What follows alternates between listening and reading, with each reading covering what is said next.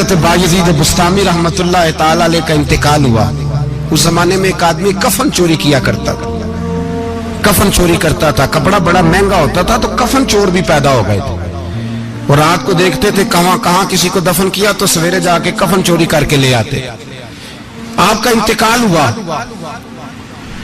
तो एक कफन चोर आदमी वो कहता है मैं जनाजे में गया, लेकिन मैंने कहा ये अल्लाह के वली हैं, इनकी तरफ मुझे नहीं देखना चाहिए। अगले दिन मैं दोबारा गया, एक कफन चोरी करने तो मेरी हिम्मत ना हुई। तीसरे दिन फिर गया तो हिम्मत ना हुई।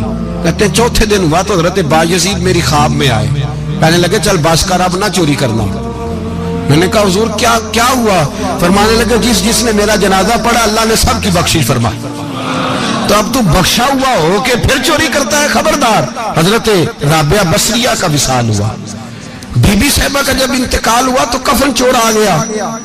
तो कहता जब मैंने कब्र में हाथ डाला ना, कफन को एक समझ ले फट्टा उतार के कफन को हाथ डाला, तो बीबी साहिबा बोल पड़ी, कहने लगी छोड़ दे, खबरदार। कहते मैं कांप गया, सख्ता तारी हो गया। मुर्दा बोल पड़ा है। जो मुर्दा होते हैं उन्हें वलियों की जिंदगी समझ में नहीं आती। मुर्दा बोल पड़ा तो हजरत राबिया बसरिया फरमाने लगी छोड़ दे, एक बख्शा हुआ एक बख्शी हुई का कफन चोरी करेगा, बस कर, छोड़ दे।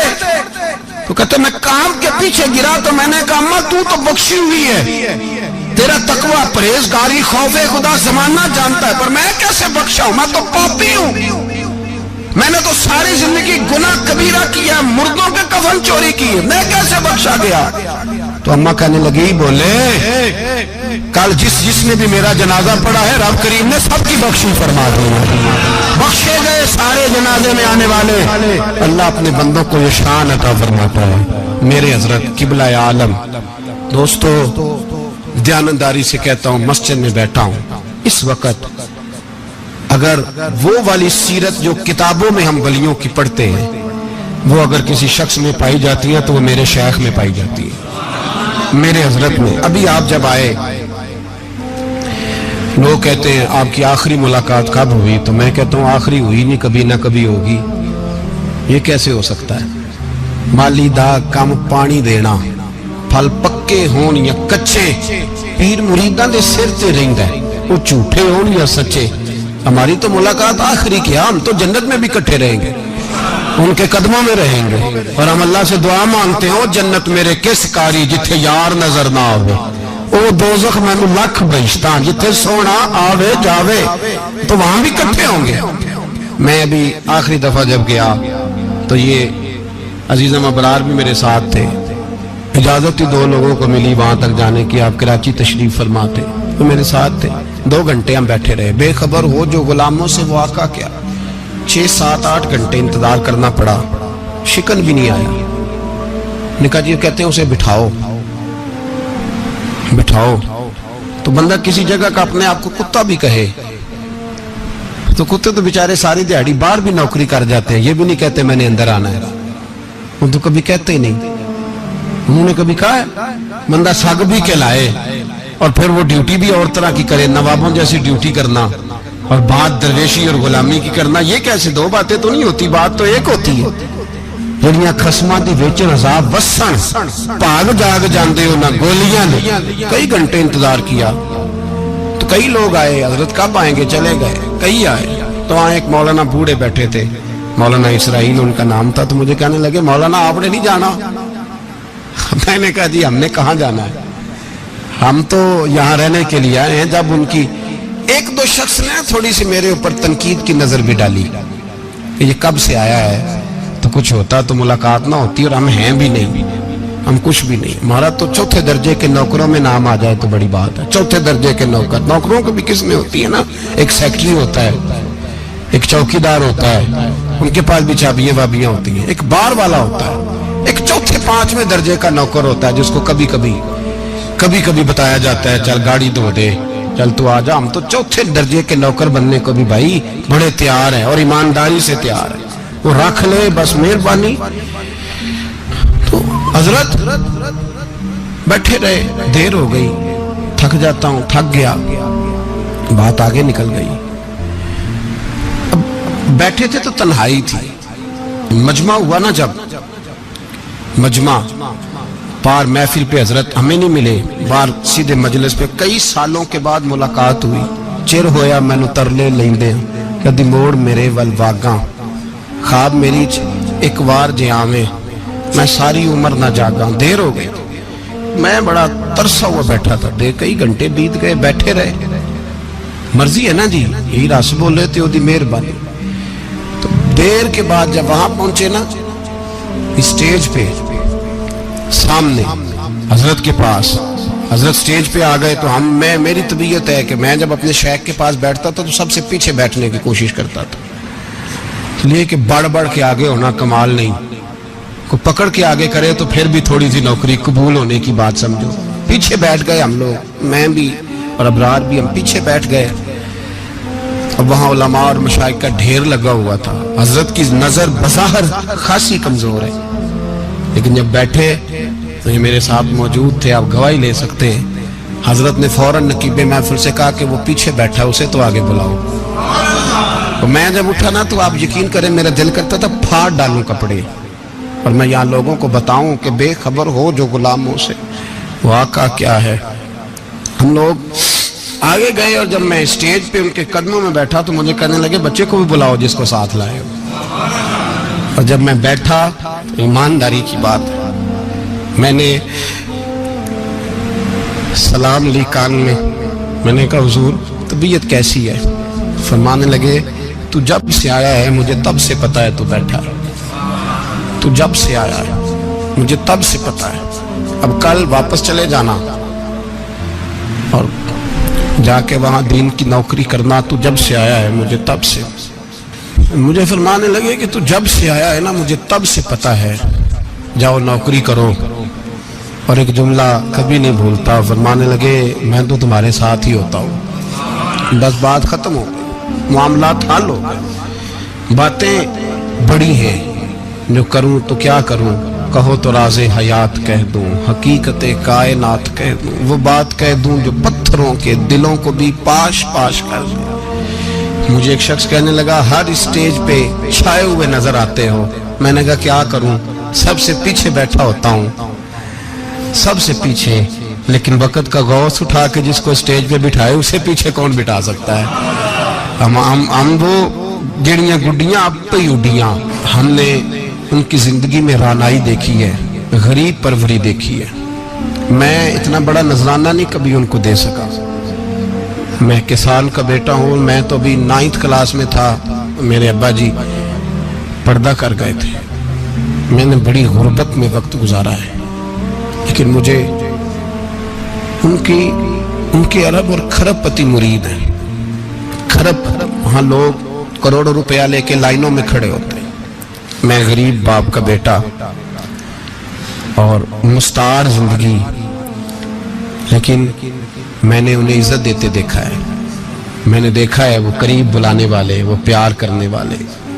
मैंने उनकी गरीब, लोग कहते हैं मेरा पीर गरीब नवाज है, और कसम अल्लाह की मेरा पीर गरीब नवाज है। मैंने गरीब नवाजी देखी है, मैंने वो रंग देखा है, मैंने वो जलवा देखा है। उनके नरगसी होंठ जब कभी कभी मेरे पेशानी का बोसा लेते तो मुझे यूं लगता कि अल्लाह ने जितनी खुशबू दुनिया में रखी थी मेरे शेख ने सारी मेरे वजूद के अंदर उड़ेल दी। बरेली से जब मेरी वापसी थी और मैं पलट रहा था तो मैं मुलाकात करने गया। मेरी तबीयत में ये रानाई थी कि खुदा खैर करे, अब मैं पलट रहा हूँ। मैं मुलाकात करके जब वापस बाहर आ गया, मेरे साथ एक शख्स था तो मुझे फिर बुलाया, और जब मैं दोबारा अंदर गया तो मुझे अपनी जेब से कुछ रुपए निकाल के दिए। फरमाने लगे ये खर्च है आने जाने का, और कभी महसूस न करना। मुझे वो सब लोगों के बीच में देते तो मेरे लिए एजाज था, लेकिन मेरे जैसे गरीब को नवाजना भी और उसकी इज्जत का भी ख्याल करना, ये मकाम, ये रंग, मेरे पास करोड़ों बातें हैं, बल्कि मैं साफ कहूंगा कि उन्हीं की महफिल सवारता हूं। चिराग मेरा है रात उनकी, मैं उन्हीं के मतलब की कह रहा हूं। जुबान मेरी है बात उनकी। लोग अपने अब्बे की गद्दी पे बैठ के बड़े लोग होते हैं, لیکن میں نے بتایا کہ میرے ابا جی کسان تھے، کسی بڑی گدی سے تعلق نہیں، میں کسی جماعت میں کبھی نہیں گیا، کوئی سہارا نہیں لیا۔ مسجد بھی وہ ہے جہاں جب میں آیا تھا تو 3 لوگ نماز کے لیے ہوتے تھے، تو کبھی تیسرا ڈھونڈنا پڑتا تھا۔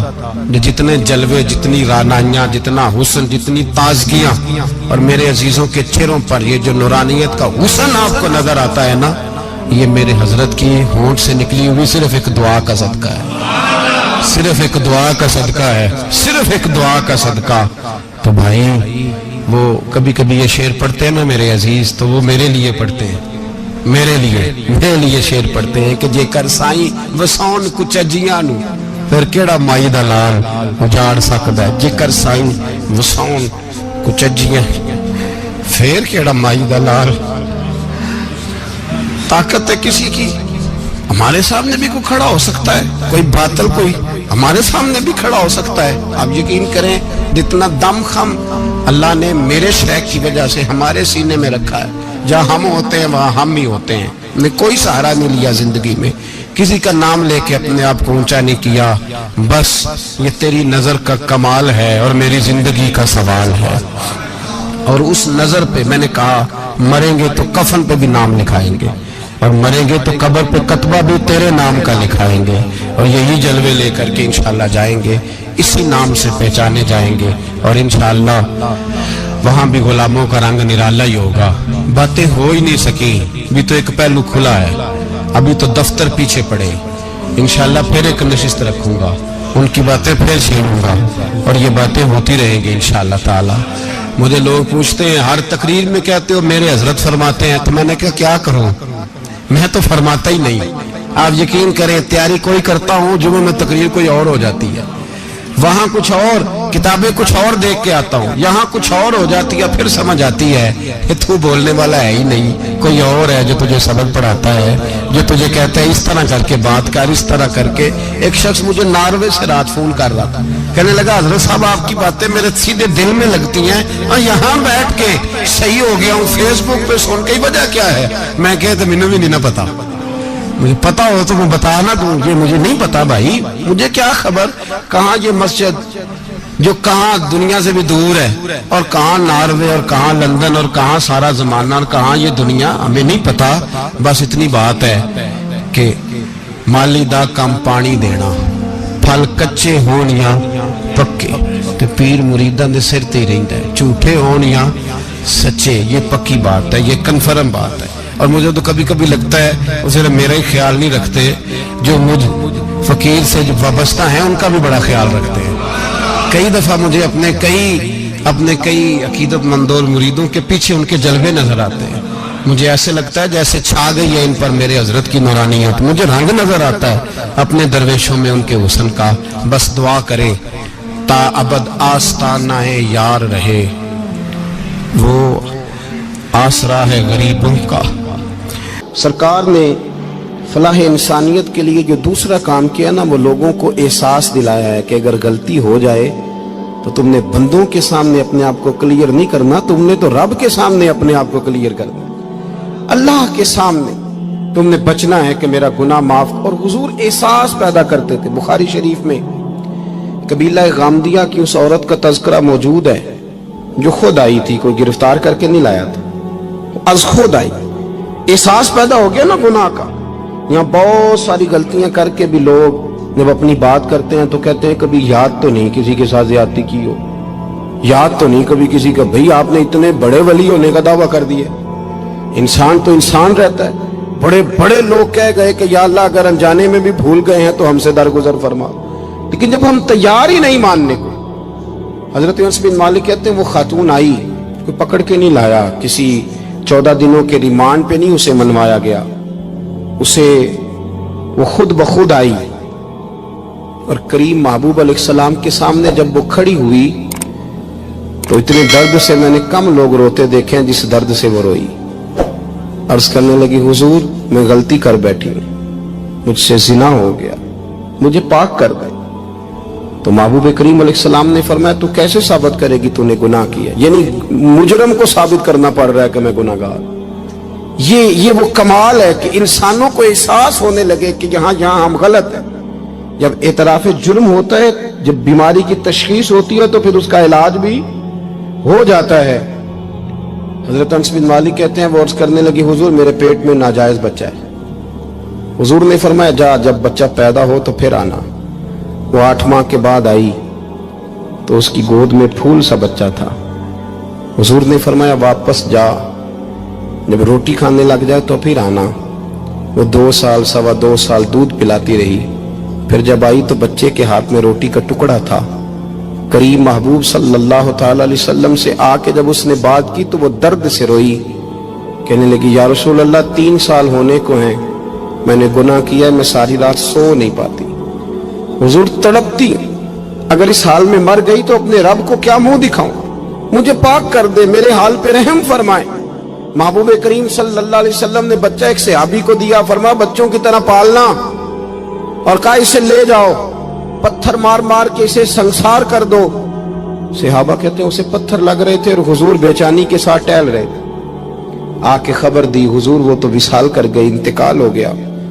فرمایا یہاں تک تو بات اس کی تھی۔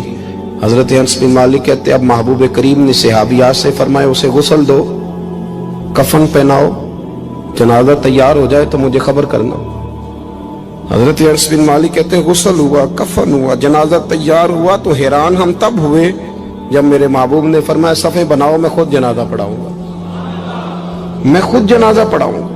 اور سرکار نے جنازہ پڑھایا تو ایک شخص کی زبان سے نکلا حضور اس ملعون کا معاذ اللہ جنازہ جس نے ناجائز بچہ جنا، اس کے لیے آپ دعا کر رہے ہیں، جنازہ پڑھا۔ حضور فرمانے لگے خاموش ہو جاؤ، تم نے گناہ دیکھا ہے اس کا احساس نہیں دیکھا، تم نے غلطی دیکھی ہے لیکن اس کی توبہ کا انداز نہیں دیکھا۔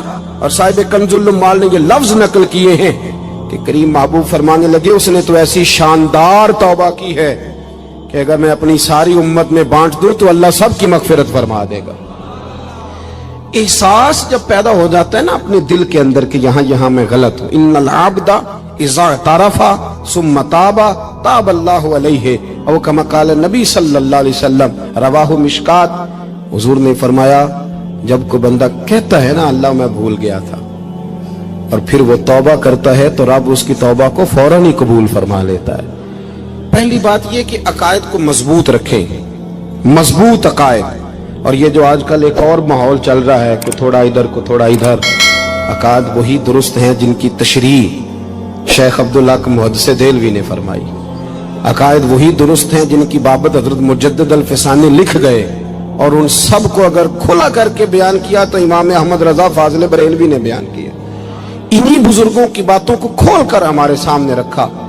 مضبوط عقائد کی زندگی گزاریں۔ اور دوسری بات اگر کبھی کوئی غلطی ہو جائے پھر اس کا احساس پیدا کریں، پھر اس سے توبہ کریں۔ تیسری بات جو فلاح انسانیت کے لیے بڑی ضروری ہے وہ یہ ہے کہ تھوڑا احساس پیدا کریں دوسروں کا۔ میری زندگی میری ذات سے شروع ہوتی ہے، میری ذات سے، میرے سے ہنس کے بولو، میری بات مانو، میرے پیچھے چلو، میرے آرام میں خلل نہ آئے، میری طبیعت کے مطابق۔ بھئی آپ کی طبیعت کے مطابق چلیں تو پھر تو آپ بہت بڑے خود غرض ہوئے کہ آپ نے صرف اپنے لیے سوچا۔ محبوب کریم کا کمال یہ تھا کہ حضور نہ دوسروں کا بڑا احساس فرماتے تھے۔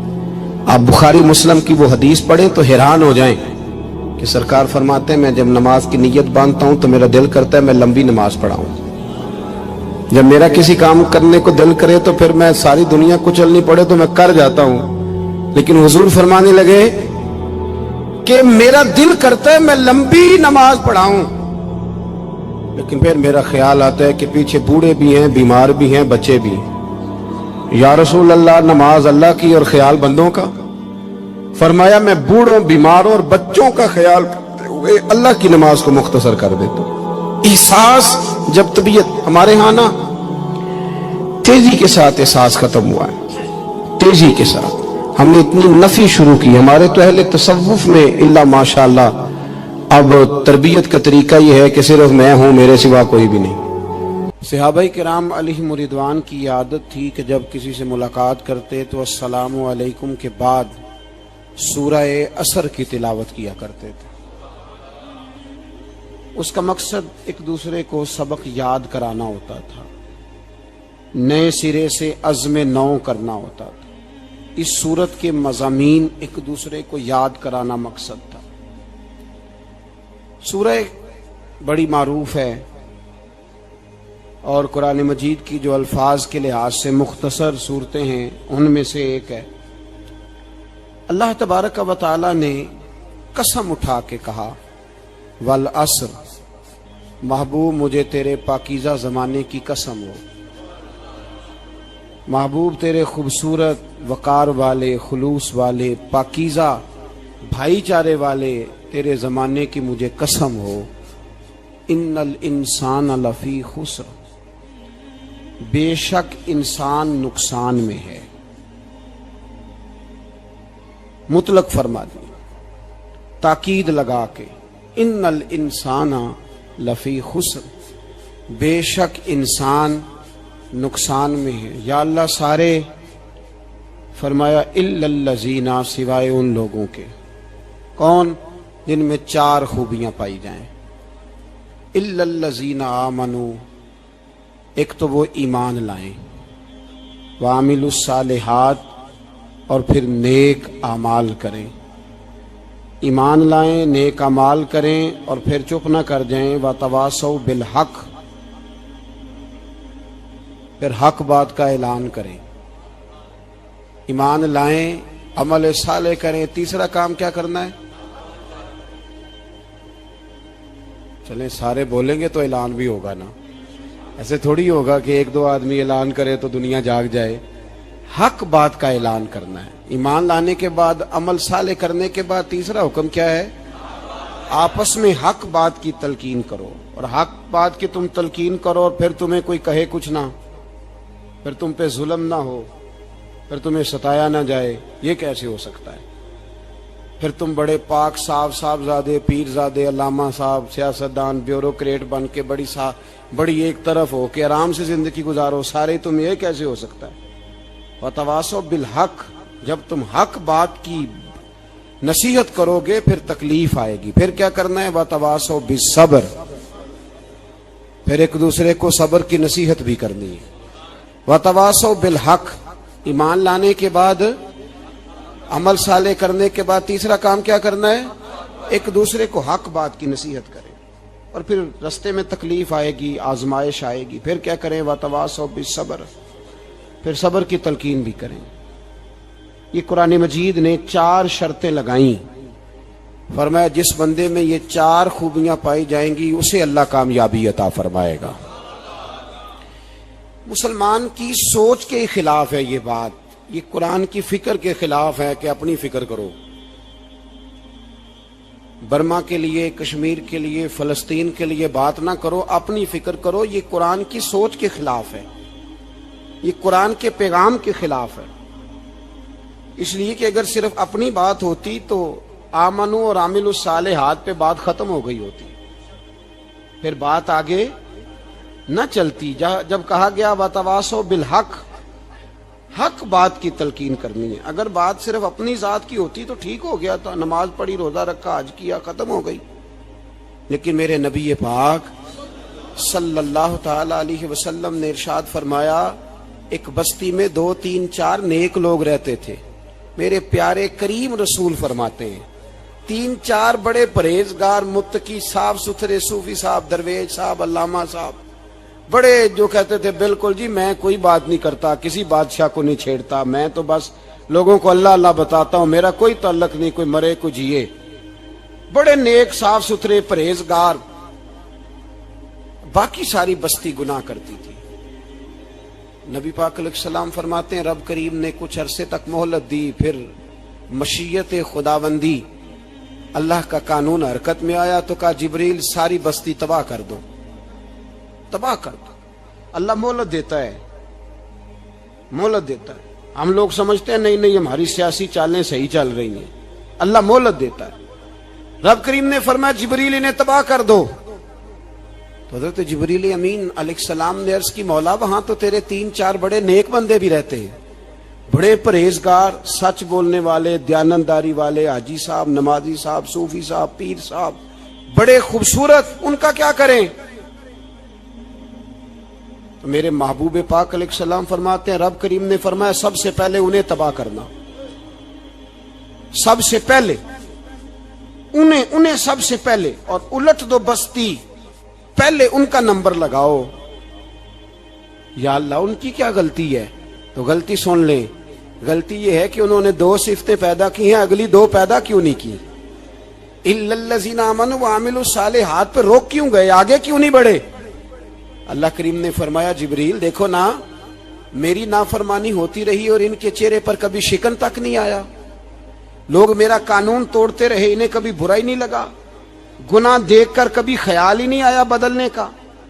میرے بھائی امت مسلمہ اپنے لیے تو آئی نہیں دنیا میں، نبی پاک کی اس لیے تھوڑے آئے تھے کہ پیسے کمائیں، دنیا داری کریں، جھوٹ سچ ماریں اور رخصت ہو جائیں، بچے پیدا کریں۔ یہ کام تو ہندو سکھ بدھ مت سارے کر رہے ہیں، تو فقط اس کام کے لیے تھوڑی آیا ہے۔ کنتم خیر امت اخرجت للناس، اللہ فرماتے ہیں میرے محبوب کے غلاموں تم بہترین امت ہو، میں نے تمہیں امتوں کے بھلے کے لیے پیدا فرمایا ہے، تمہیں لوگوں کی امامت کے لیے دنیا میں بھیجا ہے۔ اے نوجوان مسلم، کبھی یہ تدبر بھی کیا تو نے؟ وہ کون سا گردو ہے جس کا ہے تو ایک ٹوٹا ہوا تارا؟ تو نے کبھی سوچا ہے تو کیا ہے؟ پتہ ہے تجھے؟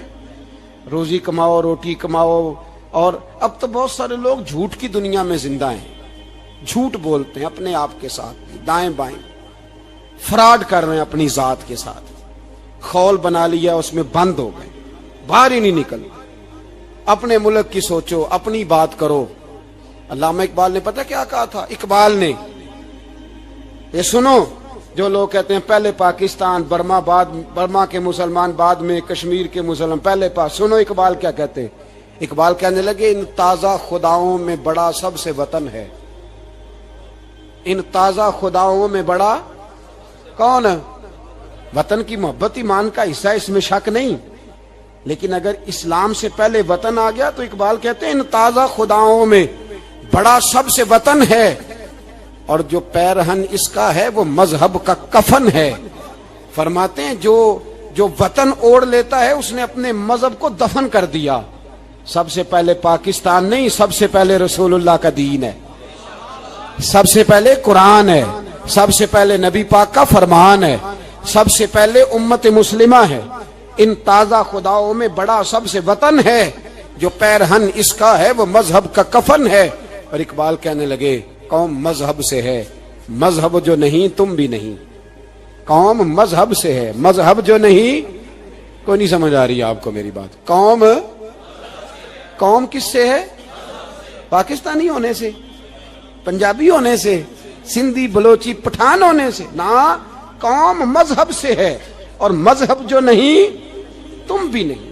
یہ کیسے ہو سکتا ہے کہ مذہب نہ ہو اور بندہ زندہ رہے؟ یہ کیسے ہو سکتا ہے؟ بھائی کافر نے اصل میں جاگ ہی نہیں رہا، میں جاگتا ہی نہیں، میں جیب کی سوچتا ہوں، مسجد کی سوچتا ہوں، خانقاہ کی سوچتا ہوں، مدرسے کی سوچتا ہوں، دکان کی، سارا دن تو اس چکر میں لگا رہتا ہوں لوگوں کو ثابت کرنے میں کہ میں صحیح ہوں باقی غلط ہیں۔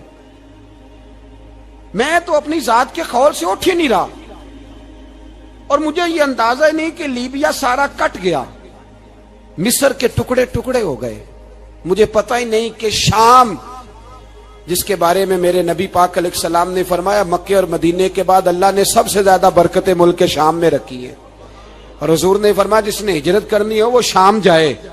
اتنا اعلیٰ ملک سارا کٹ گیا، 4 ہزار لوگ ایک دن میں قتل ہو گئے، پر میرا گھر آباد ہے نا، کوئی حرج نہیں، وہ کٹتے ہیں تو وہ دور ہیں، کٹتے رہے۔ فلسطین میں ہمارے ہاں معراج کی محفلیں بڑی جم کے ہوتی ہیں، سارے لوگ پڑھتے ہیں سبحان الذی اسریٰ بعبدہ لیلا من المسجد الحرام الی المسجد الاقصی۔ انہیں پوچھو روز قرآن مجید میں مسجد اقصی کا نام لینے والو تو مسجد اقصی کہتے ہو تو تمہیں اللہ کتنی نیکیاں عطا کرتا ہے، بتاؤ تو صحیح مسجد اقصی کدھر ہے؟ اور اب تو میری طرح کے مولوی آدھی حدیث سناتے ہیں، کہتے ہیں مسجد نبی میں ایک نماز پڑھو تو 50,000 کا ثواب، حرم شریف میں پڑھو تو 1,00,000 کا ثواب۔ مولانا حدیث یہاں سے شروع نہیں ہوتی، کھولو تو صحیح کنز المال، پڑھو مسند امام محمد بن حنبل، حدیث تو یہاں سے شروع ہوتی ہے۔ میرے نبی پاک نے فرمایا مسجد اقصی میں جس نے ایک نماز پڑھی 25,000 کا ثواب۔ اور میری مسجد میں جس نے ایک نماز پڑھی 50,000 کا ثواب، اور اللہ کے گھر بیت اللہ جس نے پڑھی 1,00,000 کا ثواب۔ مسجد اقصی کا تو ذکر ہی چھوڑ گیا ہے، کیوں؟ وہ مسجد جس کی طرف منہ کر کے 15 سال میرے نبی پاک نے نماز ادا کی، کس نے؟ بولیے گا 15 سال تک، 2 ہجری میں 13 سال مکے میں، 2 سال مدینے میں، مسجد اقصی کی طرف جدھر منہ کر کے تیرے اور میرے رسول نماز پڑھتے رہے، آج وہ مسجد یہودی کے قبضے میں ہے۔ کئی جمعے تالا رہتا ہے، وہاں نماز نہیں پڑھنے دی جاتی۔ مجھے کیا لگے اس بات سے، میری مسجد میں تھوڑی لگا ہوا ہے۔ ایسی ہوا چلی ہے کہ ہر شخص سوچتا ہے تمام شہر جلے بس ایک میرا گھر نہ جلے۔ بھائی یہ وہ دور ہے جس دور میں ذرا سی بھی کسی شخص کو تکلیف ہوتی ہے تو عالمی میڈیا پہ بات جاتی ہے، موبائل جیبوں میں فوراً تصویریں کیش ہوتی ہیں۔ میں اور آپ، ہمارا اس قوم سے تعلق ہے جس قوم کے بچے کٹ گئے، ذبح ہو گئے، عورتوں کے پستان کاٹ کے برما کے بدھوں نے ان کے کباب بنا کے کھا لیے، چھوٹے چھوٹے بچوں کی لاشیں انہوں نے لٹکا ڈالی۔ اور یہاں میں حکومت کی کیا بات کروں، یہاں کسی سیاستدان کو مکھی کاٹ جائے تو ہمارے پھٹے آباد ہو جاتے ہیں بحث کرنے کے لیے۔ ہمارے اپنے لوگ، عام آدمی نہیں بات کرتا، عام آدمی نہیں نکلتا، عام شخص کو فکر ختم ہو گئی۔ بھائی سب سے بڑھ کر بہترین مسجد کے خطیب امام حسین تھے۔ مسجد نبوی سے بڑی بھی کوئی مسجد ہوگی جس ممبر پر رسول پاک بیٹھ کے خطبہ دیا کرتے تھے؟ اور میرے مصطفیٰ کے آستانے سے بڑا بھی کوئی آستانہ ہوگا جس کی سجادگی امام حسین کے پاس تھی؟ کہتے ہیں ہمارا کیا تعلق، ہمیں کیا لگے، جو مرضی ہوتا پھرے۔ امام علی مقام آرام سے مسجد نبوی میں بیٹھے تھے، زمانہ پوری دنیا سے جاتا تھا، ہاتھ چومتا تھا، قدموں میں بیٹھتا تھا۔ اتنے بڑی عظمت والی بھی کوئی شخصیت ہوگی جس کے رگوں میں رسول اللہ کا خون دوڑتا ہے، جسے حضور اپنی زبان مبارک اس طرح وہ چوسا کرتے تھے جیسے عرب کے لوگ پیاس کے عالم میں کھجور چوسا کرتے تھے۔ اتنا بڑا بھی کچھ شخص تھا، لیکن جب دین پہ کڑا وقت آیا تو حسین نے مسجد کی خطابت نہیں بچائی، آستانہ نہیں بچایا۔ امام علی مقام نے کہا کوفہ لٹتا ہے تو لٹتا رہے، دمشق میں فساد ہوتا ہے تو ہوتا رہے، وہ ملک شام کی بچیاں رو رہی ہیں تو روتی رہیں کہ ہم پہ یزید قابض ہو گیا، میری مسجد آباد ہے، کافی ہے نا۔ امام حسین نکلے اور نکل کے کہنے لگے جنت البقیع والی جگہ پہ کھڑے ہو کے، یا رسول اللہ میں جا رہا ہوں اور آپ کے لیے جا رہا ہوں، اس لیے کہ مجھے اس شام کو بچانا ہے جس شام میں رسول اللہ کا کلمہ پڑھنے والے لوگ بستے ہیں۔ مجھے کوفہ، دمشق، مصر کے لوگوں کو بچانا ہے۔ نانا تیرے کرم کے خزینے کی خیر ہو، میں جا رہا ہوں تیرے مدینے کی خیر ہو۔ نکل کھڑے ہوئے امام علی مقام، میدان میں نکلے، کس کے خلاف؟ بولے کون تھا یزید؟ مسلمان تھا۔ اس وقت تک تو سب نے مسلمان لکھا ہے، جس نے کافر کہا شہادت امام حسین کے بعد کا جرم کیا تھا؟ میری گردن جھک جاتی ہے جب میں یہ بات کرتا ہوں، ایمانداری سے کہہ رہا ہوں، جوش خطابت نہیں، میری گردن جھکتی ہے جب میں یہ لفظ ادا کرتا ہوں۔ امام علی مقام اس شخص کے خلاف نکلے، سارے خطبے امام حسین کے پڑھ کے دیکھو۔ امام حسین نے فرمایا یزید شرابی ہے، شرابی مسلمانوں کا حکمران ہو سکتا؟ آپ نہ بولیں بے شک، پر بات تو سچی ہے نا۔ امام حسین نے فرمایا شرابی کو ووٹ دیا جا سکتا؟ فرمایا رنڈیوں کا ناچ دیکھتا ہے جو مجرے دیکھے، جو رنڈیوں کے ناچ دیکھے وہ مسلمانوں کا حکمران ہو سکتا؟ امام حسین میدان میں نکلے اور 18 سال کے علی اکبر سے لے کر 6 مہینے کا علی اصغر دے دیا، لیکن شرابی کو برداشت، بے حیا کو برداشت تو میں کیسے کرتے؟ دوستی قاتل سے بھی، مقتول سے یارانہ بھی، اپنی جیب سے فلیکسیں چھپوا کے ظالموں، جابروں، بدماشوں کو ووٹ دیتے ہو۔ امام حسین کو تیری دیگ کی ضرورت ہے جو تو 10 محرم پہ پکاتا ہے، چاولوں کی ضرورت ہے جو تو نے 9 محرم کو پکائے، ان کو اس بریانی کی عادت تھی جو تو نے پکائی ہے۔ میرے گھر میں فلاں ایم این اے، ایم پی اے صاحب آ گئے تھے، امام حسین کے گھر کے اندر یزید نے پیغام بھیجا. اس نے کہا جیسے کہو گے کر لوں گا, جتنے پیسے کہو گے دے دوں گا, جتنی مسجدیں کہو گے بنوا دوں گا, جتنے ادارے کہو گے تعمیر ہو جائے, مجھے نہ چھیڑو. آپ نے فرمایا نا, مسجد مدرسے اس وقت آباد رہتے ہیں جب حکمران صحیح ہوتے ہیں, اور جب حکومتیں غلط ہوتی ہیں تو پھر مساجد آباد, پھر مدارس کی آباد کاری ہو ہی نہیں سکتی. میں دین میں نیا رکھنا کھول دوں, امام علی مقام کھڑے ہوئے, پر میں کیا کروں, حکومت کیا کروں, حکومت سے کیا کہوں. اگر میری ملت کے اپنے جوان کے موبائل میں رنڈیوں کا ناچ ہو تو 10 محرم کو تو امام حسین کربلا میں تڑپ جاتے ہوں گے. اگر 9-10 محرم کو جو نکلا امام علی مقام کی بات کرنے کے لیے, وہ نوجوان اگر سگریٹ کا, شراب کا, بدماشی کا عادی ہو تو حضرت علی اصغر کہیں گے نا میری قربانی کا کیا بنا. وہ تو نکلے تھے عریانی اور فحاشی کے خلاف, اور اگر ملت کا جوان روز چوک میں کھڑے ہو کے لڑکیوں کو تاڑتا ہو تو حضرت علی اکبر تو اپنی قبر میں روتے ہوں گے کہ یہ اس قوم کے لیے جان دے دی جو آج یزیدی طریقوں پہ عمل کر رہی ہے, جو ساری رات گند دیکھ کے سوتی ہے, جو ساری رات بے حیائی, فحاشی اور عریانی میں لگی رہتی ہے. ان لوگوں کے لیے جان دے دی. اتنا ظلم ان شہیدوں کے ساتھ, اور 10 محرم کو دیگ پکا کے کہتا ہے میں امام حسین کا ماننے والا ہوں, میں امام علی مقام سے پیار کرنے والا ہوں.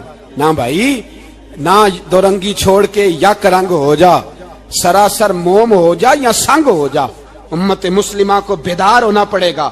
امام علی مقام میدان میں نکلے, ڈٹ کے نکلے, اور امام نے فرمایا میدان میں نکل کر کہ میرا وطن مدینہ ہے, میرا وطن مدینہ ہے, پر مدینہ بعد میں, رسول اللہ کا دین پہلے. تو پاکستان کی بات کرتا ہے. امام علی مقام نے فرمایا مدینے کی شریعت بعد میں, رسول اللہ کا دین پہلے, اور تیرے تو بچے عام سے ہیں. امام حسین نے فرمایا میری گود میں جو بچے ہیں وہ رسول اللہ کے نواسے ہیں, پر بچے بعد میں, نبی پاک کا دین پہلے. آپ نے فرمایا تیری بیٹی بڑی باوقار ہوگی, اس کی بڑی عزت ہے, تو کہتا ہے بیٹی کی وجہ سے بلیک میل ہو گیا, لیکن جو شان خدا نے حسین کی بیٹی کو عطا فرمائی, جن بچیوں کا سر کا بال ننگا ہو جائے, سر کا بال ننگا ہو جائے, تو امام شورانی فرمایا کرتے تھے اگر مدینے میں کسی سید زادی کے سر کا بال ننگا ہوتا تھا تو سورج اپنا منہ چھپا لیا کرتا تھا, سورج چھپ جاتا تھا بادلوں کی اوٹ میں, اور مدینے والے سمجھ لیتے تھے کہ گھر میں کام کرتے کرتے کسی سید زادی کے سر کا کوئی بال ننگا ہو گیا. ان شہزادیوں کا اتنا وقار, اور امام علی مقام نے فرمایا بیٹیوں کی فکر بعد میں, رسول اللہ کا دین پہلے. پہلے رسول اللہ کا دین. قوم مذہب سے ہے, مذہب جو نہیں تم بھی نہیں. یاد رکھ میرے بھائی, امام علی مقام رضی اللہ تعالیٰ عنہ نے میدان میں نکل کر پہلے مذہب کی بات کی, اور آج دین نبی دا وانگ یتیمہ رووے تے کرلاوے تے آکھے میں کتھوں لبا عمر بہادر, میں کتھوں لبا عمر بہادر جیڑا مینوں سینے لاوے. معصوم بچے, معصوم. آج تک کدھر ہے تمہارا اقوام متحدہ؟ بلاؤ نا اسے. بھیک مانگتے پھرتے ہو, کافروں سے بھیک مانگتے ہو. بچہ شام کو گھر نہ آئے تو ماں دروازے پہ نظر لگا کہتی بیٹے ٹائم پہ آ جایا کر, مجھے نیند نہیں آتی, وقت پہ. برما کی اس ماں سے بھی جا کے پوچھو جس کا بچہ پلٹ کے آئے کوئی نہیں, آیا ہی نہیں, اس سے بھی پوچھو. بچے نے آدھی رات کو روٹی مانگ لی تو فالج زدہ ماں, اس کو فالج تھا, وہ رینگتی ہوئی اٹھی اور اس نے اپنے لال کو روٹی پکا کے دی. باپ کہتا رہا چل چھوڑ, سو جا بیٹے تیری اماں. اس نے کہا نہیں مجھے نیند نہیں آتی, بیٹا بھوکا ہے. اس ماں سے بھی کبھی پوچھ, اس ماں سے جو بنگلہ دیش کے خیمے میں بیٹھی ہے تو بی بی سی لندن کا رپورٹر کہتا ہے کہ تیری خواہش کیا ہے؟ کہتی کوئی بھی نہیں, چلو 2 دن کے بعد ہی صحیح میرے بیٹے کو ایک روٹی دے جایا کرو, اے روٹی مانگتا ہے مجھ سے, میں کدھر سے لاؤں؟ یہ لوارث قوم ہے. میں حکمران سے جا کے بات کروں جب میرا اپنا نمازی مسلمان کہتا ہے پہلے پاکستان کے بچے تو پال لو. میرے بھائی تجھے خبر ہی نہیں, یہ تو جانا تو کبھی گنبد خضرا پہ تو میرے مصطفیٰ نے فرمایا من ازا مسلم فقد ازانی، فرمایا جب میرا مسلمان تکلیف میں ہوتا ہے تو میں گنبد میں تکلیف میں ہوتا ہوں، مجھے درد ہوتا ہے، مجھے اذیت ہوتی ہے۔ پوچھ جا کے محبوب پاک سے، میرے عزیز کسی کو غم ہی نہیں ان لوگوں کا، کسی کو پرواہ ہی نہیں، کچھ سوچتا ہی نہیں ان کے بارے میں۔ میں اپنے گھر میں مست ہوں، آپ اپنے گھر میں مست ہیں۔ میرے رسول اللہ کی امت لٹ گئی ساری، جگہ جگہ تباہی، ایک انچ دھرتی پر زمین ایسی نہیں جو کافر کی ہو اور خون بہتا ہو۔ ایک ریمنڈ ڈیوس امریکی کتا یہاں بند تھا مسلمانوں کے قتل میں، انہیں اپنی قوم کی اتنی فکر تھی وہ راتوں رات چھڑا کے لے گئے، لیکن میری اور تیری بہن عافیہ صدیقیہ سالوں سے بند ہے۔ تڑپ کے پوچھا ہے مسلمانوں نے کہ اس کی غلطی تو بتاؤ، اس کا قصور نہیں پر وہ بند ہے، کوئی نہیں بات کرنے والا، کوئی نہیں۔ مسجد جانے جمعہ تو پڑھانا ہے، اس میں غرض نہیں درد ہے کہ نہیں کہ اس میں تو اتنا پتہ ہے 1 گھنٹے تقریر ہے کرنی ہے۔ پیر صاحب صبح سے شام تک تعویذ لکھتے، سیاستدان صبح سے شام تک جنازہ بھی تب پڑتا ہے کہ مجھے ووٹ ملیں گے۔ تاجر کہتا ہے بس دکان چلنی چاہیے، مر جائے میری طرف سے ساری دنیا، بس کرو، اس خول سے باہر نکلو۔ اے نوجوان مسلم، کبھی یہ تدبر بھی کیا تو نے وہ کون سا گردوں ہے جس کا ہے تو ایک ٹوٹا ہوا تارا؟ تو نے سوچا ہی نہیں کبھی، تجھے کبھی خبر ہی نہیں ہوئی کہ یہ کس قدر بڑا کام تھا؟ میرے رسول پاک صلی اللہ علیہ وسلم کے غلاموں جاگو۔ میں دعائی دیتا پھرتا ہوں، میں کہتا ہوں جٹ بن کے بڑا جی لیا، بٹ رائی انصاری بن کے بڑا جیا، بس کر دو، بس کر دو۔ اب مسلمان بن کے جینا سیکھو، اب اپنی پہچان رسول اللہ کی غلامی بناؤ، اب کہو پہلے دین باقی ہر چیز بعد میں، بس کرو، بہت ہو چکا ہمارے ساتھ، اب تھوڑا جاگو۔ میں بہت ساری باتیں دل میں لے کے آیا تھا جو آپ سے کرنی تھی، پر یہ لفظ ہیں کہ ٹوٹتے ہی جا رہے ہیں، بات ہے کہ سمت کا تعین ہی نہیں ہو پا رہا۔ میرے بھائی میں تو کبھی کبھی سوچتا ہوں لگتا ہے رب بھی ناراض ہو گیا ہے اور ہمیں منانے کا طریقہ بھی بھول گیا ہے۔ نہ ہماری مسجدوں میں تہجد پڑھی جاتی ہے، نہ کسی کو نماز توبہ یاد رہی، نہ کوئی استسقاء والا ہے، کوئی نہیں۔ جو پیر صاحب کے پاس جا کے بیٹھتا ہے تھپکی دیتے ہیں، کہتے ہیں جا تیرا کام ہو جائے گا موج کر، کبھی نہیں کو کہتا توبہ بھی کر، استغفار بھی پڑھ، یہ داڑھی پوری کر، دین رسول اللہ کا اس کی طرف تو توجہ کر۔ کوئی تبلیغ ہی نہیں کرتا، سارے پھونکا پھاکی پہ لگ گئے ہیں، کوئی خیال ہی نہیں آ رہا کسی شخص کو کہ ہماری تباہیوں کا سبب کیا ہے۔ کہ علاقہ تک قبرص فتح ہوا، تمام لوگ نعرے لگا رہے ہیں، حضرت ابو ذر غفاری کونے میں بیٹھ کے رونے لگ گئے۔ مسلمانوں کو فتح ملی، سب لوگ نعرے لگا رہے ہیں، خوشی ہو رہی ہے کہ علاقہ فتح ہو گیا۔ حضرت ابو ذر غفاری رونے لگے اور تڑپ کے روئے۔ لوگوں نے کہا ابو ذر کیوں روتے ہو؟ آپ فرمانے لگے یہ لوگ برسوں سے قابض تھے اس شہر پر، یہ جن لوگوں سے آج ہم نے لیا ہے یہ برسوں سے، دل کے کانوں سے کھل سننے والی بات ہے، فرمانے لگے یہ برسوں سے قابض تھے، انہوں نے اللہ کی نافرمانی کی ہے تو آج علاقہ ان کے ہاتھوں سے نکل گیا ہے۔ میں رو اس لیے رہا ہوں کہ خدایا کہیں ہم سے بھی نافرمانی نہ ہو اور یہ ہمارے ہاتھوں سے بھی نہ نکل جائے۔ شام نکل نہیں گیا ہمارے ہاتھوں سے، لیبیا نکل گیا، مصر نکل گیا، عراق نکل گیا، افغانستان نکل گیا، اور اگر دیکھو تو بالواسطہ بلا واسطہ ہر جگہ کافر کا ڈیرا، وہ رو رہے ہیں، کہتے ہیں جب قوم اللہ کی نافرمانی کرتی ہے تو علاقے نکل جاتے، تڑپ رہے ہیں۔ مجھے کوئی فکر نہیں، کوئی نہیں رویا مصر کے جانے پر، کوئی نہیں رویا لیبیا کی تباہی پر، شام کے بچوں پہ کوئی نہیں رویا۔ ہم لوگ یہاں عید مناتے رہے، عید پر لوگ نئے کپڑے لیتے رہے اور برما کے مسلمانوں کو کفن تک نصیب نہ ہوا، کوئی نہیں تڑپا ان لوگوں پر، کسی کو خیال نہیں آیا۔ صاحب امام علی مقام کی فکر کو سمجھو، اس پر غور کرو، بس کر دو، نیند بڑی لمبی ہو گئی، اب اٹھو اس بیداری سے، اٹھو۔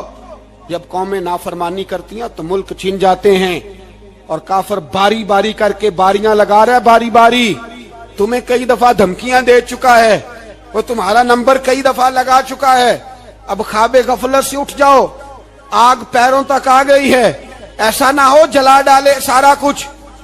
حضرت سیدنا ابو ذر غفاری رو کے فرمایا کرتے تھے جب تم نافرمانیاں کرو گے تو علاقے تمہارے ہاتھوں سے نکل جائیں گے. سو نکل گئے. غوث اعظم کے بغداد پہ کئی دفعہ بم گرے. مولا علی شیر خدا کا شہر نجف کئی دفعہ بم کی نظر ہوا.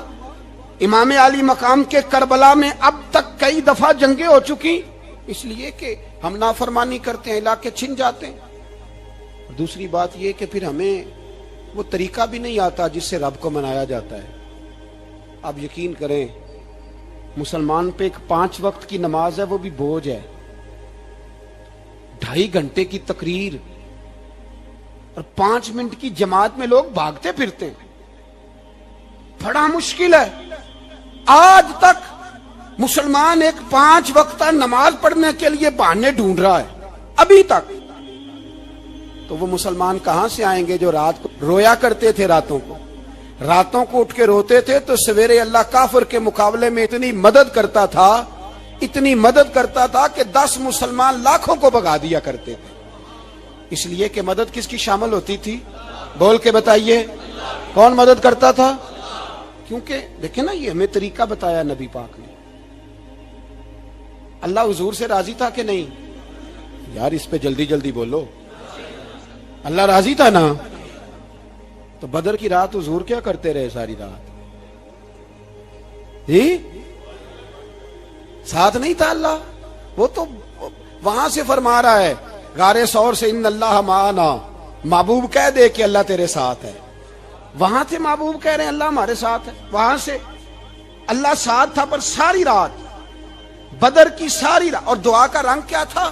حضرت ابوبکر صدیق فرماتے ہیں حضور نے ہاتھ اٹھائے, اللہ یہ میرے 313 ہیں, میں کل کمائی لے کے آ گیا. اے اللہ میری کل کمائی ہے, اگر یہ ہلاک ہو گئے تو قیامت تک کون تیری عبادت کرے گا؟ اے اللہ مدد فرما. اور حضور مناتے ہیں رب کو, کہتے ہیں یا اللہ تو نے وعدہ نہیں کیا تھا تو مدد کرے گا, یا اللہ تیرا وعدہ نہیں تھا تو کامیابی دے گا, یا اللہ تو نے ساری رات مناتے گزر گئی, ساری رات. صبح کا اجالا چمکا تو حضرت ابوبکر فرماتے اتنا لمبا سجدہ کیا, حضور سجدے میں تھے, میں دیکھتے دیکھتے تھک گیا, میں سجدے کی حالت میں ہی حضور پر لیٹ گیا, لپٹ گیا. میں نے کہا محبوبہ سر اٹھائیں, وہ دیکھیں اللہ نے مدد نازل فرما بھی دی ہے. اٹھائیے سر. حضور نے اللہ کو منایا, نبی پاک منایا کرتے تھے. ہم اب سجدوں میں بھی نہیں جاتے, اتنی سو گئی امت, سجدوں تقریروں سے انقلاب لانا چاہتے ہیں, ہم خالی نعروں سے انقلاب برپا کرنا چاہتے ہیں. لوگ جب روتے تھے, بوڑھے لوگ سجدوں میں, اور عالم فاضل صوفی کی تو کیا بات ہے نا, وہ تو اللہ کے نمائندے ہیں کہ جس کے صرف سفید بال ہو جائیں. میرے نبی پاک علیہ السلام نے فرمایا رب تو ان کی بڑی عزت کرتا ہے, ان کی بڑی. اور میرے نبی پاک نے فرمایا گناہگار مومن بھی جب دعا کے لیے ہاتھ اٹھاتا ہے تو اللہ فرماتا ہے فرشتوں اسے خالی نہ لوٹانا, مجھے شرم آتی ہے سے خالی. پر تو اٹھاتا ہی نہیں, تو اسے مناتا ہی نہیں, تو کبھی لپٹا ہی نہیں, تو نے کبھی کہا ہی نہیں کہ یا اللہ آ میں تجھے لے جاؤں. حضرت سعد بن ابی وقاص کے پاس قادسیہ کی جنگ ہو رہی تھی, کافر بلا رہا تھا, آؤ اگر کوئی ہے تو آؤ مقابلے میں. حضرت سعد بن ابی وقاص نے گھوڑے دوڑا دیے, دشت تو دشت ہیں, صحرا بھی نہ چھوڑے ہم نے, بحر ظلمات میں دوڑا دیے گھوڑے ہم نے. حضرت سعد بن ابی وقاص نے گھوڑے دوڑائے, آگے دریا آ گیا, کوئی پل نہیں, کوئی شے نہیں. اسلام کی عزت کا سوال ہے. حضرت سعد بن ابی وقاص نے ہاتھ اٹھائے اور کہا اے اللہ اگر تو موسیٰ کی نافرمان قوم کو رستہ دے سکتا ہے تو ہمارے دلوں کو جانتا ہے, ہم تو اپنے رسول کے فرما بردار غلام ہیں. آنا مہربانی کر کی اگر تو نے دل مسلم کی دل جوئی نہیں تو ہمیں تانا دیں گے بت کے مسلم کا خدا کوئی نہیں. کہا اے اللہ مہربانی فرما, اگر تو حضرت وَإِذْ فَرَقْنَا بِكُمُ الْبَحْرَ فَأَنْجَيْنَاكُمْ وَأَغْرَقْنَا آلَ فِرْعَوْنَ, اگر تو حضرت موسیٰ کی قوم کے لیے دریا پھاڑ سکتا ہے تو ہم تو نبی پاک کے غلام ہیں. صحابہ کہتے ہیں جناب سعد نے دعا مانگی تو دریا نے رستہ عطا فرما دیا. یار تو دعا بھی نہیں مانگتا. حضور نے فرمایا دعا صلاح المومن, دعا مومن کا ہتھیار ہے, تو نے یہ بھی چھوڑ دیا ہے. اب تو باتیں کر کے, تبصرے کر کے, ٹی وی دیکھ کے, اپنی رائے قائم کر کے, کمنٹس کر کے سو جاتا ہے, یہ بھی سوتا خشک ہو گیا. تو دعا تک نہیں مانگتا. فرماتے ہیں دعا مانگی تو دریا نے رستہ دیا. اور جب اس کنارے نکلے تو حضرت سعد کہنے لگے کسی کی کوئی شے تو نہیں رہ گئی دریا میں, کوئی چیز تو نہیں رہ گئی. ایک صحابی کہنے لگے پیالہ رہ گیا ہے. تو حضرت سعد فرمانے لگے او دریا ہمارا پیالہ واپس نہیں کر دیتا. تو کہتے ہیں ایک لہر آئی تو پیالہ بھی باہر پھینک گئی. او بھائی ہم اسی رسول کا کلمہ پڑھتے ہیں جن کا حضرت سعد بن ابی وقاص نے کلمہ پڑھا تھا. اور کسی جگہ میرے نبی پاک نے نہیں فرمایا اللہ صحابی کی سنے گا بعد میں آنے والوں کی نہیں سنے گا, کسی جگہ نہیں کہا. پر تو کشکولے دعا بھی نہیں اٹھاتا, مصیبت میں بھی اب یاد خدا ہم کو نہیں آتی, دعا منہ سے نہ نکلی جیبوں سے عرضیاں نکلی, تو یہ کام بھی نہیں کرتا.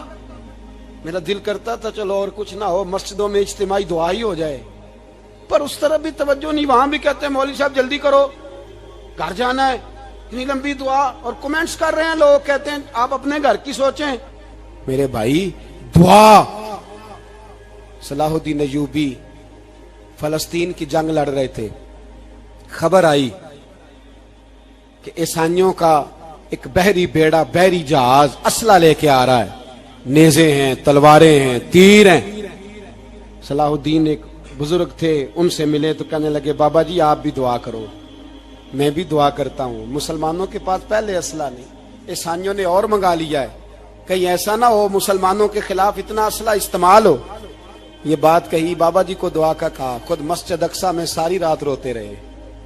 صلاح الدین ساری رات, ہمارا حکمران جسے ربنا آتنا فی الدنیا پوری نہیں پڑھنی آتی, اور اب تو ایسے پیر آ گئے میدان میں جو سورہ فاتحہ سیدھی نہیں سنا سکتے الا ماشاءاللہ. ساری رات صلاح الدین ایوبی روتے رہے. وہ بزرگ کہتے ہیں میں بھی کونے میں تھا, پر جس درد سے اس نے دعا مانگی میں نہیں مانگ سکا. سویرے خبر آئی کہ دشمن کا وہ بحری بیڑا جو اسلحہ لے کے آ رہا تھا دریا میں غرق ہو گیا ہے. صبح خبر آئی تو وہ شخص ایک آگے بابا جی سے کہنے لگا بابا جی وہ بحری بیڑا دریا میں غرق ہو گیا. تو بابا جی رو پڑے, کہنے لگے دریا میں غرق نہیں ہوا, صلاح الدین ایوبی کی آنسوؤں میں غرق ہو گیا ہے. اس کے آنسوؤں میں غرق ہو گیا ہے, اس نے رب سے دعا ہی ایسی مانگی, اس کے آنسوؤں میں. تو دعا بھی نہیں مانگتا میرے بھائی مسلمانوں کے لیے, تو دعا بھی نہیں مانگتا. امام حسین میدان کربلا میں تھے, ایک راوی کہتا ہے 3 دن پانی بند رہا ہے, روٹی بند رہی ہے, پر قرآن پاک کی تلاوت 1 منٹ کے لیے بھی بند نہیں ہوئی, دعا اور التجا 1 منٹ کے لیے بھی بند.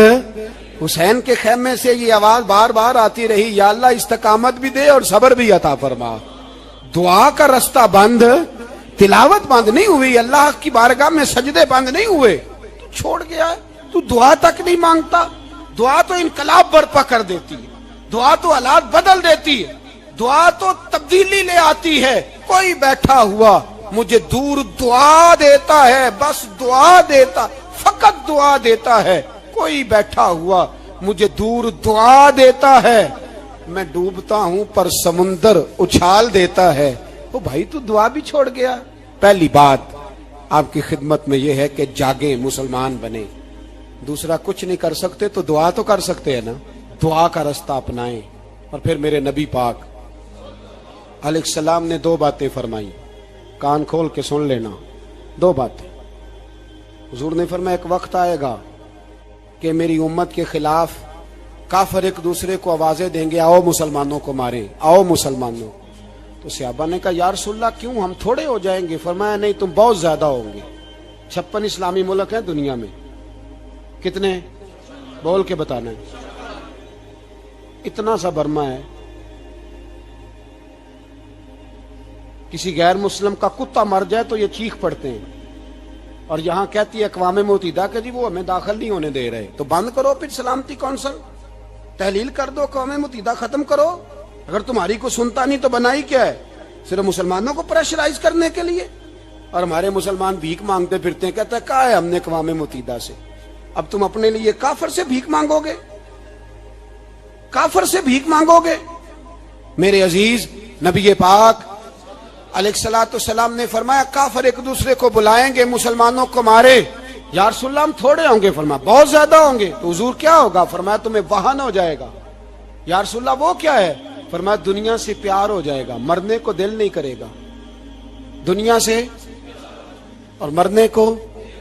اس وقت سمجھ لینا کافر تم پہ حاوی ہے. میں اپنا اندازہ کروں، آپ اپنا کریں، مجھے دولت سے کتنا پیار ہے اور آپ کو کتنا پیار ہے۔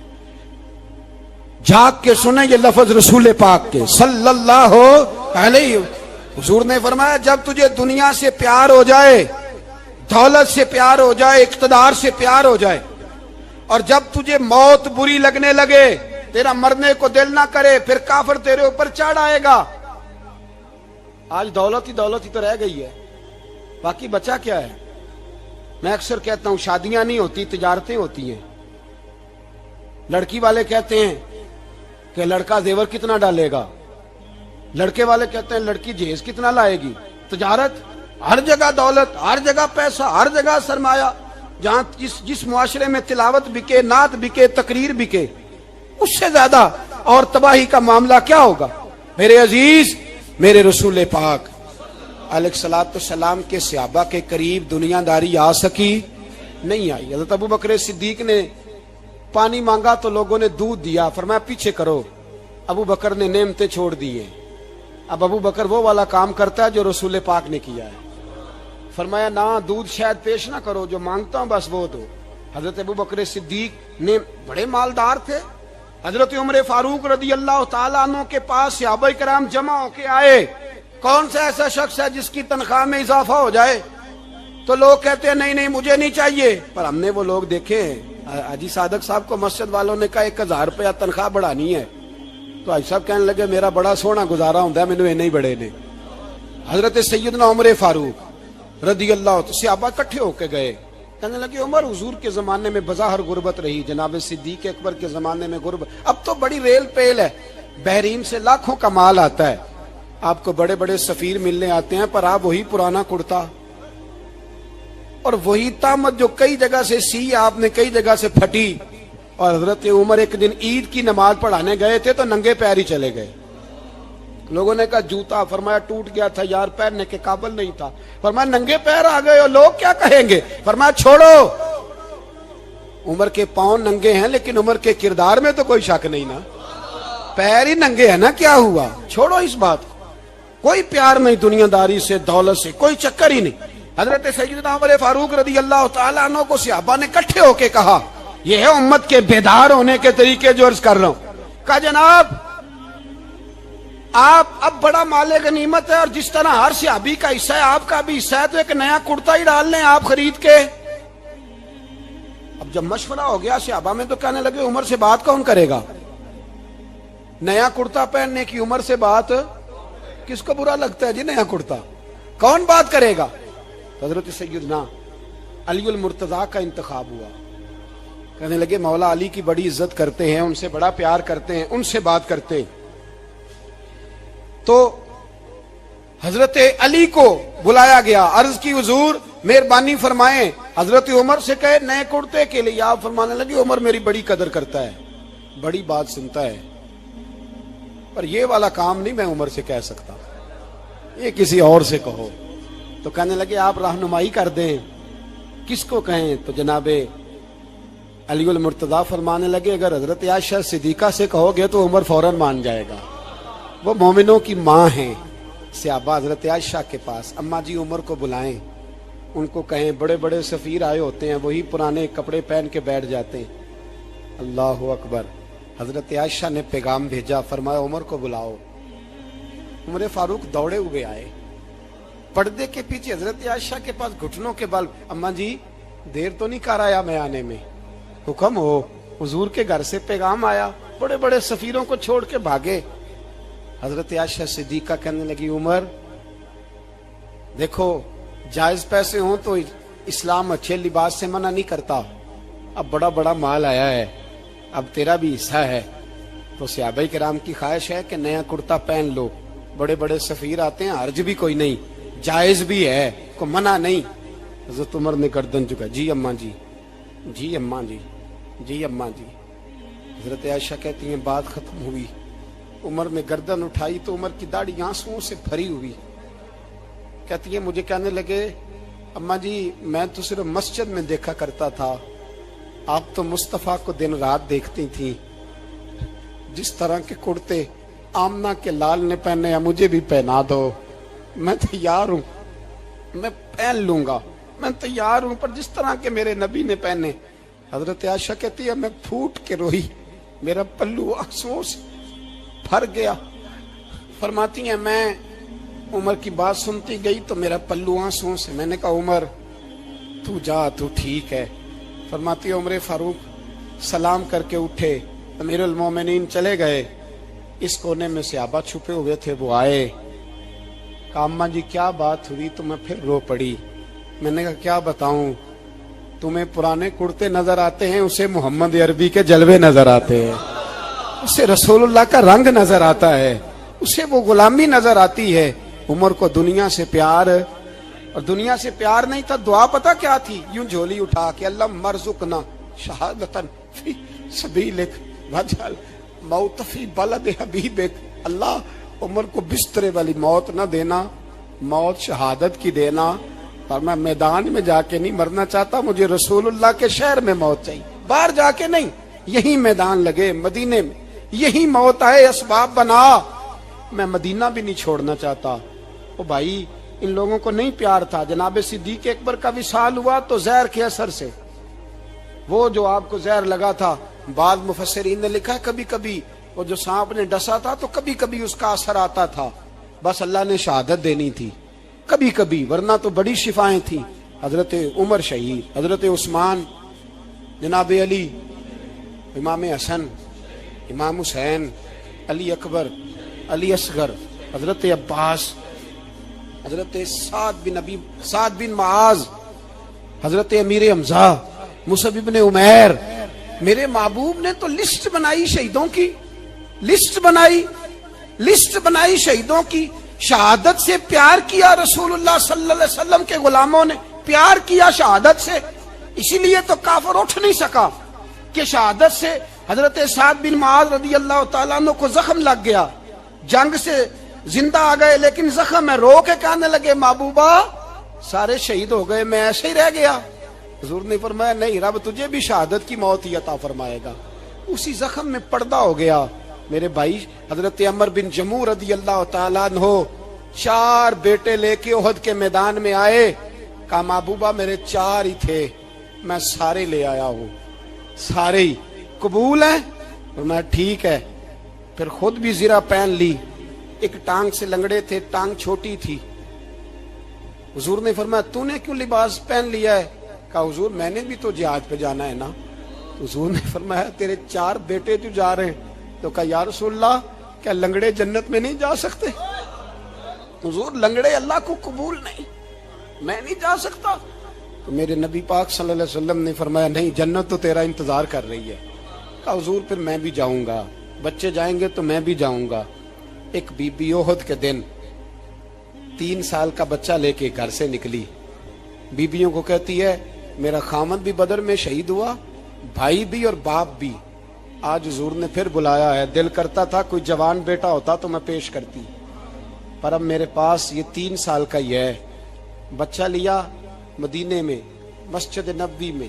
حضرت بلال سے کہنے لگی 2 منٹ حضور کا دیدار چاہیے. نبی پاک آئے, کیسے آئی ہو؟ کہنے لگی محبوبہ میں شہید کی بیٹی, شہید کی بہن, شہید کی بیوہ ہوں. میرے پاس اب جوان تو کوئی نہیں, یہ 3 سال کا ہی ہے. حضور نے مسکرا کے فرمایا یہ کرے گا کیا کرے گا؟ کہنے لگی حضور سنا ہے اسلحہ تھوڑا ہے, ڈھال کی ضرورت ہے. لوہے کی ڈھال ہوتی تھی, جب تلوار آتی تھی تو آگے کی جاتی تھی. کہا محبوبہ میرا شہید کی اماں بننے کو بڑا دل کرتا ہے, یہ میرا 3 سال کا لے جاؤ, جب تیر آپ کی طرف آیا تو میرا بیٹا آگے کر دینا, یہ ڈھال کا کام تو دے گا نا. ہنستے ہوئے محبوب کی آنکھوں میں آنسو آئے. بچے کو پکڑ کے سینے سے لگایا, ماتھا چوما, فرمایا جا تیرے ساتھ وعدہ ہے قیامت کے دن تجھے شہید کی اماں کہہ کے ہی پکارا جائے گا. وعدہ ہے تیرے ساتھ تجھے شہید کی. میرے بھائی مرنے کو دل ہی نہیں مسلمان. میرے نبی پاک صلی اللہ علیہ وسلم نے فرمایا جس کے دل میں کبھی شہادت کی آرزو پیدا نہیں ہوئی, اس کے سینے میں دھڑکنے والا دل مومن کا ہے ہی نہیں, وہ تو منافق ہے. جو کبھی دین کے رستے میں شہید ہونے کو, میرے بھائیوں دین کو بڑی ضرورت ہے, بڑی ضرورت ہے, بڑی. اے خاصائے خاصان رسول وقت دعا ہے, امت پہ تیری آ کے عجب وقت پڑا ہے. وہ دین جو بڑی شان سے نکلا تھا وطن سے، پردیس میں وہ آج غریب الغربا ہے۔ فریاد ہے اے کشتی امت کے نگہباں، بیڑا یہ تباہی کے قریب آن لگا ہے۔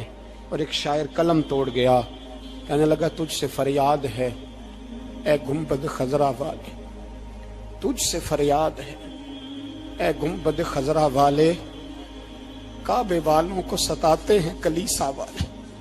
تجھ سے فریاد ہے اے گنبد خضرا، اپنے اندر دین کا درد پیدا کرو، ذوق پیدا کرو، مسلمان بن کے جینا سیکھو۔ جب کوئی برادری پوچھے تو کہو میں محمدی ہوتا ہوں، میں مصطفی ہوتا ہوں، میں رسول اللہ کا غلام ہوتا ہوں، میں پہلے مسلمان ہوں، باقی کچھ بعد میں ہوں۔ خدا را اپنے گھر میں پردہ کراؤ، خدا را رزق حلال کھاؤ، اگر پردے نہ ہو رزق حلال نہ ہو تو جذبہ جہاد پیدا نہیں ہوتا۔ خدا را اپنے اندر انقلاب برپا کرو، دین کے لیے جینا سیکھو۔ دین بڑا تڑپتا ہے، دین بڑا روتا ہے۔ رسول اللہ آج تجارت کرنے والے ملتے ہیں، آج سیاست کرنے والے ملتے ہیں، دین والے نہیں ملتے، دین کے درد والے نہیں ملتے۔ اپیل ہے آپ سے، آج رات 2 نفل پڑھ کے اور کچھ نہ ہو سکے تو مسلمانوں کے لیے دعا ضرور کر دینا، ان کے لیے دعا ضرور کر دینا، اپنے آپ کو بیدار کرو، بیدار کرو۔ بھئی ہم تو آج تک اس لیے ڈر رہے ہیں کہ ہمارا چہرہ ہی نبی پاک جیسا نہیں بن سکا، تو داڑھی رکھنے میں بھی ہم ڈرتے ہیں، نمازی بننے، مسجد آباد کرنے میں، مسلمان کہلانے میں بھی تو خوف ہے۔ تو بتلاؤ نا اس سے آگے بات کب چلے گی؟ جہاد کی بات تو بڑی آگے جا کے ہے۔ بدل جاؤ، رسول اللہ کا غلام بن کے جینا سیکھو، نبی پاک صلی اللہ علیہ وسلم کی غلامی کا پٹا اپنے گلے میں ڈالو۔ یہی امام حسین کی سوچ ہے، یہی امام علی مقام کا پیغام ہے، اس کو کبھی فراموش نہ کرنا۔ امام حسین ہمیں بتا گئے سارا کچھ لٹ جائے پر دین کے اندر کوئی نقص واقع نہ ہونے پائے، کوئی شرابی، کوئی بے ایمان، کوئی لٹیرا کبھی اس کے سپورٹر نہ بننا۔ ہمیشہ وہ کسی شاعر نے کہا تھا ہم سے نہ رقم ہوں گے قصیدے یزید کے، کسی نے کہا کسی ظالم نے میری سپورٹ کر، میری بات کر، تو اس نے کہا ہم سے نہ رقم ہوں گے قصیدے یزید کے، کیونکہ ہم لوگ تو حسین کے سیرت نگار ہیں۔